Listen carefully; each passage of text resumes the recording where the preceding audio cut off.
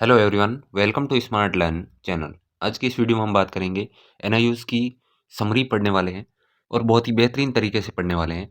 तो इससे ये आपके कहाँ काम आएगी, ये आपके डी ट्रिपल एस पी में जो भी टीचिंग एग्जाम दोगे उसमें काम आने वाली है और ये बहुत ही बेहतरीन तरीके से पढ़ने वाले हैं। और इन्हीं में से क्वेश्चन आपको D triple S P P R T में देखने को मिलते हैं। 100 नंबर का पार्ट आता है, उसमें बहुत सारे क्वेश्चन आपको इसी में से डायरेक्ट देखने को मिलते हैं। तो इसका पहला चैप्टर करने वाले हैं इंडियन एजुकेशन सिस्टम फेस्ट। ये आज पूरा करने वाले हैं। अलग अलग दिन अलग अलग यूनिट पढ़ने वाले हैं हम। और तो कंटिन्यूसली चलना है, लास्ट तक हिम्मत बना के रखनी है, वीडियो को एंड तक देखना है। तो देखते हैं पहले प्राचीन भारत शिक्षा क्या कैसे। शिक्षा है ना, वो ज्ञान का व्यक्ति ज्ञान का तीसरा नेत्र है। ज्ञान को व्यक्ति का तीसरा नेत्र बताया गया है इसमें। हिंदी मीडियम वाले हिंदी में देख सकते हैं, ये आपको नोट्स चाहिए तो टेलीग्राम पे मिल जाएंगे। और इंग्लिश मीडियम वाले इंग्लिश में। Knowledge is the third E an individual, व्यक्ति के लिए तीसरा नेत्र है। शिक्षा की शुरुआत उपनयन संस्कार से होती है। ये से शिक्षा में कहा गया है, शिक्षा की शुरुआत प्राचीन काल में उपनयन संस्कार करवाने के बाद शुरू की जाती थी। और विद्वान महिलाएं बताई गई थी इसमें, गार्गी, आरती, कौशल्या, तारा, दारापति। निचले स्तर की शिक्षा हम हर दिन सांसारिक जीवन गतिविधियां और सामाजिक संपर्क से मिलती है। निचले स्तर की शिक्षा। आगे देखते हैं उच्च शिक्षा। उच्च शिक्षा में क्या होता था? व्याकरण, इतिहास, पौराणिक कथाएं पढ़ाई जाती, गणित, वेद, तर्क, राजनीतिक, युद्ध पूजा, ललित कला, विज्ञान का अध्ययन करवाया जाता था। ब्रह्मचर्य का पालन करने वाला ब्रह्माश्रय। ब्रह्मचर्य किन के? ब्रह्मचर्य का पालन करने वाला। गृहस्थ श्रम, बाल विवाहित जीवन वाला होता था। 4 चरण होते थे, ठीक है।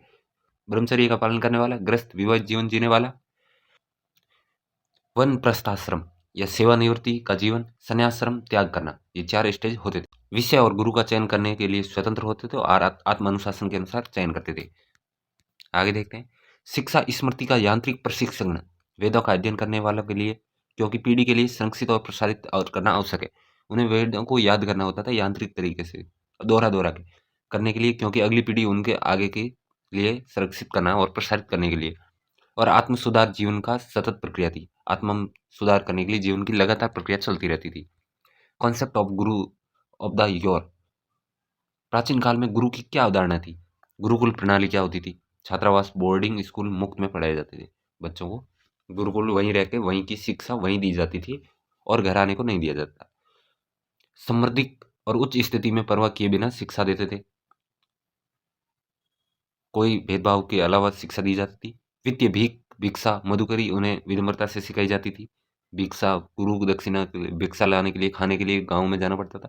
ऐसी पूरी शिक्षा की व्यवस्था कर रखी थी, व्यवस्था थी। विद्यादान सबसे श्रेष्ठ दान माना जाता है। ये एनआईएस में लिख रखा है, विद्यादान सबसे श्रेष्ठ दान है। अन्य विधाता राजाओं से दान दान लेते थे। गुरु दक्षिणा अध्ययन के अंत में गुरुकुल के उपहार दी जाती थी। गुरु दक्षिणा सबसे अंत में गुरु को दी जाती थी और गुरुकुल के लिए उपहार होता था। गुरु वास्तविक विद्वान होता था, सिद्ध गुरु होता था, आध्यात्मिक रूप से प्रबुद्ध व्यक्ति होता था। सनय निगरानी प्रणाली। शिक्षक के पुत्र या वरिष्ठ शिक्षक के रूप में होते थे। आगे देखते हैं मनु का काल चतुर्वर्णीय सामाजिक व्यवस्था परिवेशिक पैसा बन गया था। चतुर्वर्णीय 4 वर्ण बनाए गए थे। गुरु की भूमिका और उत्तरदायित्व क्या था? गुरु की भूमिका एक तो शिक्षक के रूप में, विद्वान के रूप में, धर्म प्रचारक के रूप में, एक मित्र, दार्शनिक, एक मार्गदर्शक के रूप में होती थी। शिक्षण पद्धति मौखिक बातचीत में की जाती थी। अलग अलग सभी को मौखिक बातचीत में पढ़ाया जाता था। व्याख्यान देते, प्रवचन, एक वाद विवाद या चर्चा रखते थे। स्वस्वर पठन, गुरुजी आगे बोलते हैं और पीछे पीछे वो भी शिष्य बोलते थे। और कोई टर्मिनल परीक्षा नहीं होती, केवल निरंतर व्यापक आंकलन होता था। मतलब सीसीई होता था, आप मान सकते हो। निरंतर व्यापक आंकलन होता था। कोई टर्मिनल ऐसे वार्षिक अर्धवार्षिक ऐसे एग्जाम कोई नहीं होते थे। आगे तक डिग्री सर्टिफिकेट नहीं, खुद गुरु को सामने साबित करना होता था। कोई डिग्री या सर्टिफिकेट नहीं देते, गुरु के सामने साबित करना होता था। आज के टाइम में जो डिग्री देते हैं वैसा पहले होता नहीं था। बौद्ध काल के दौरान शिक्षक क्या उच्च शिक्षण संस्थान थे, मठ और मंदिर। राजा अशोक के दौरान बड़े प्रतिष्ठान भी बनाए गए थे। प्रवेश परीक्षा के माध्यम से प्रवेश होता था विद्यालयों में, मठ और मंदिरों में। और उस समय बहुत ही उच्च शिक्षण संस्थान तक्षशिला था, नालंदा, विक्रमशिला, वल्लभी, नादिया, कांची और बनारस प्रसिद्ध थे। मुगल काल के समय कैसी शिक्षा थी? मकतब में निम्न शिक्षा दी जाती थी, मदरसे में उच्च शिक्षा दी जाती है मुस्लिम काल के समय। और मस्जिदें धार्मिक इस्लामिक शिक्षा दी जाती थी मस्जिदें में। और मुल्ला और मौलवियों द्वारा दी जाती थी। पेशेवर और व्यावसायिक शिक्षक खुला और सकारात्मक सोच वाला, संचारी, श्रोता होता है, भरोसेमंद व्यक्तित्व और संगठित, आत्मविश्वासी, प्रेरित, रचनात्मक, अनुकंपा, व्यक्ति रूप में बोधगम्य होता था, मूल्य आधारित, संवेदनशील व्यक्ति, जानकार भी होता है, रचना क्रिएटिव होता है, रोगी, प्रतिबद्ध होता है। आगे देखते हैं, आज की भारतीय शिक्षा की उत्पत्ति और पूर्व स्वतंत्र काल में कैसे उत्पत्ति हुई थी। मशीनरी और चर्च अंग्रेजी में पढ़ाना शुरू किया था पहले स्वतंत्र काल में से पहले मंदिरों में फारसी, अरबी में संस्कृत और मदरसा में पढ़ाया जाता था अरबी फारसी। फिर आया चैरेक्टर एक्ट 1813 में, हर साल 1 लाख बच्चों को पढ़ाया जाता और हर 20 साल में नवीनीकृत और बदलनी थी। साहित्य और विज्ञान के ज्ञान को बढ़ावा दिया और रानी द्वारा वित्तीय व्यवस्था दी गई थी बच्चों को पढ़ाने के लिए। ईस्ट इंडिया कंपनी ने शिक्षा के लिए जिम्मेदार बनाया गया था। ईस्ट इंडिया कंपनी की जिम्मेदारी दी गई थी शिक्षा के लिए। आगे देखते हैं, मेल्सिमेंट्स 1835 में आया था। ये भारत में 4 साल तक रहे थे, 1834 से 1838 तक, और 1835 में ज्ञापन जनवरी में जारी किया गया था।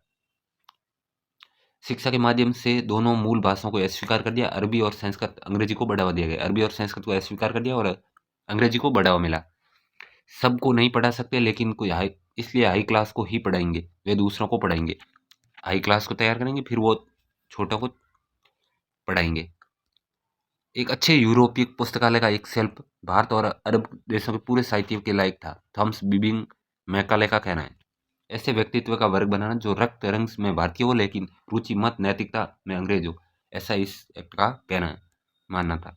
वुड डिस्पैच एक्ट 1854 में आया था। शिक्षा की मैग्ना कार्ट जनरल गवर्नर थे लॉर्ड डलहौजी और उद्देश्य थे लोक सेवकों को एक वर्ग का निर्माण करना। प्राइमरी शिक्षा स्थानीय भाषा में दी जाती, हाई स्कूल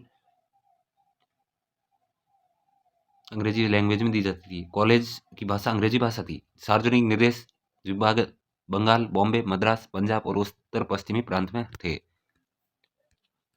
आगे देखते हैं, 3 विश्वविद्यालय थे कोलकाता, बॉम्बे और मद्रास में। ग्रेडेड स्कूलों का नेटवर्क बनाया, प्राथमिक school, high school, intermediate, college और विश्वविद्यालय के लिए। महिला शिक्षा को बढ़ावा दिया, प्रशिक्षण एवं शिक्षकों का व्यावसायिक विकास हुआ। लंबे समय तक सिफारिशों पर अमल नहीं किया गया था और इसमें सार्वभौमिक साक्षरता की कोई ईमानदारी से बढ़ावा नहीं दिया गया था कि सभी के लिए शिक्षा उपलब्ध हो। हंटर कमीशन आया था 1854 के डिस्पैच के क्रियान्वयन की जांच करने। इसमें शिक्षा विश्वविद्यालय, सेकंड व्यावसायिक और तकनीकी शिक्षा दी जाती थी। पहली बार स्कूली पाठ्यक्रम में विविधता लाने और व्यावसायिक शिक्षा की शुरुआत करनी है, वास्तव में पूरी तरह अनदेखा किया गया था। आगे यूनिवर्सिटीज कमीशन 1904 में आया गया, आयोग नियुक्त किया गया था। 1902 में विश्वविद्यालय प्रशासन का पुनर्गठन किया गया था। माध्यमिक विद्यालय विश्वविद्यालयों के नियंत्रण में आ गए थे और भारतीय विश्वविद्यालय अधिनियम विश्वविद्यालय द्वारा मान्यता प्राप्त स्कूल दिए गए थे। आगे देखते हैं, सेंडर कमीशन 1917 में आया था। कलकत्ता विश्वविद्यालय आयोग के अनुसार इंटरमीडिएट की परीक्षा उच्च शिक्षा का बंटवारा किया गया था। इंटरमीडिएट कॉलेजों का निर्माण 12वीं कक्षा की अवधारणा कला, विज्ञान, चिकित्सा, इंजीनियरिंग शिक्षण आदि पर निर्धारित किया गया। शिक्षा बोर्ड की स्थापना की गई थी। इसमें सेडलर कमीशन ने शिक्षा बोर्ड की स्थापना की थी। ये याद रखने योग्य बात है। नेक्स्ट कौन सा कमीशन आया?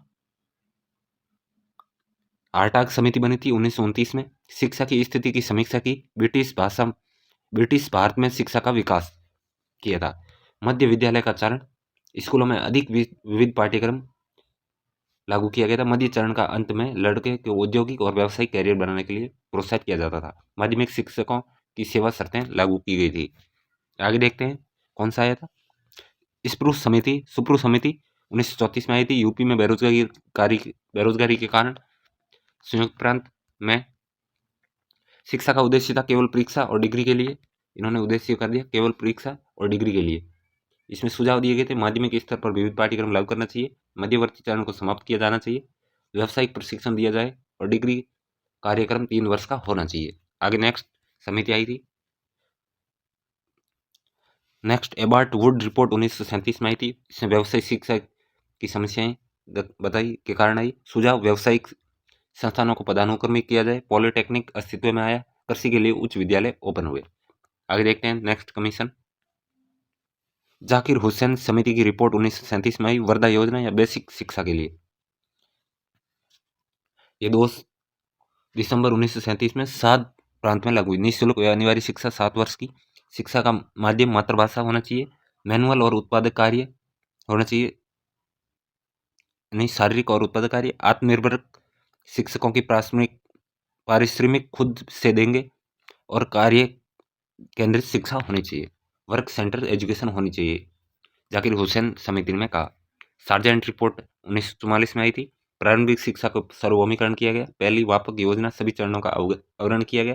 पूर्व प्राथमिक शिक्षा 3 से 6 वर्ष, सार्वभौमिक अनिवार्य निःशुल्क प्राथमिक शिक्षा दी जानी चाहिए, ऐसा कहा गया। और बेसिक जूनियर बेसिक 6 से 11 वर्ष, सीनियर बेसिक 11 से 14 वर्ष के लिए। 6 से 11 वर्ष बेसिक जूनियर शिक्षा का छात्र शिक्षक का अनुपात 30:1 होना चाहिए। और 11 से 14 वर्ष सीनियर बेसिक छात्र शिक्षक अनुपात 25:1 होना चाहिए। हाई स्कूल 2 प्रकार के होते हैं, शैक्षणिक और तकनीकी। और शिक्षा का माध्यम मदर टंग मतलब मातृभाषा में होना चाहिए। डिग्री कोर्स 3 साल का होना चाहिए। और लगभग 20 वर्षों के वयस्क निरक्षरता का उन्मूलन और अनिवार्य शारीरिक शिक्षा वेतनमान में सुधार किया गया। आगे देखते हैं नीति शतक के भर्तृहरि कहते हैं शिक्षा के बिना हम जानवर हैं। ये भर्तृहरि का कहना है। नीति शतक में 16 में कहा गया भर्तृहरि का कि शिक्षा के बिना हम जानवर हैं। तो ये था आपका पहला भारतीय शिक्षा प्रणाली। ये भारत की प्रारंभिक शिक्षा थी। वीडियो पसंद आए तो स्मार्ट लर्न चैनल को सब्सक्राइब करें। अगर ये नोट्स चाहिए तो कमेंट में ज़रूर बताएं। और आगे नेक्स्ट वीडियो चैप्टर वाइज आते रहेंगे, तो ज़्यादा से ज़्यादा शेयर करें। ये DSSS PRT पार्ट बी के लिए बहुत ही बेहतरीन इन्हीं में ऐसे क्वेश्चन देखने को मिलते हैं।